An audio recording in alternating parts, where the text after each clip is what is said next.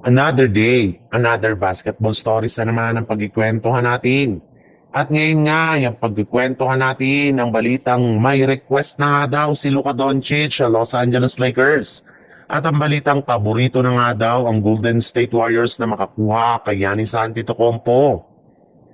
Hindi na nga naging sapat sa Lakers ang naitalang triple-double ni Luka Doncic na umabot sana ng 38 points. 11 rebounds at 11 assists para talunin ngayong araw ang San Antonio Spurs. Wala nga siyang naging katulong sa kanilang game ngayong araw na siyang rason ng kanilang pagkatalo.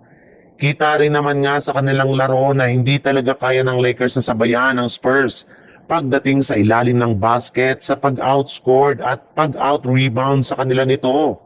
Kaya mukhang kailangan nga talaga ng Lakers na gumawa ng trade para makakuha ng isang legit na scoring big man na kayang tumulong kay Luka Doncic.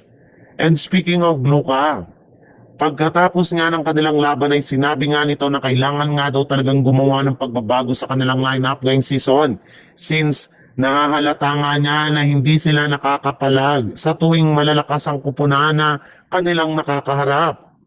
Sa ibang balita naman, sa kabila nga ng pagkapanalo ng Golden State Warriors, ay may lumabas na naman ng balita sa internet na posible nga daw na magkaroon na naman dito ng napakalaking pagbabago para lamang mapalakas ang kanilang team. Ayon nga sa isang source, binabalaka na nga daw ng Warriors na kunin si Joel Embiid mula sa Philadelphia 76ers sa pamamagitan ng isang blockbuster trade. Mismong si Jimmy Butler na nga nagsabi na sinusubukan nga daw nitong i-invite ang kanyang dating teammate na si Joel Embiid para lumipat sa Golden State Warriors. At hindi rin naman nga daw magiging problema ang ganitong klaseng trade para kay Mike D'Antoni. Dahil pwede nga nilang i-offer sa Miami Heat si Jonathan Kuminga at sa kanilang multiple first round pick kapalit ni Joel Embiid.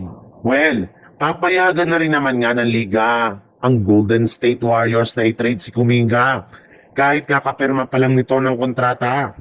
Bukod rin nga kay Embiid, hindi pa rin naman nga sinasarado ng Warriors ang posibilidad na kunin si Giannis Antetokounmpo mula sa Milwaukee Bucks sa isang trade since gusto na rin naman nga nito na lumipat sa kanilang team ngayong season.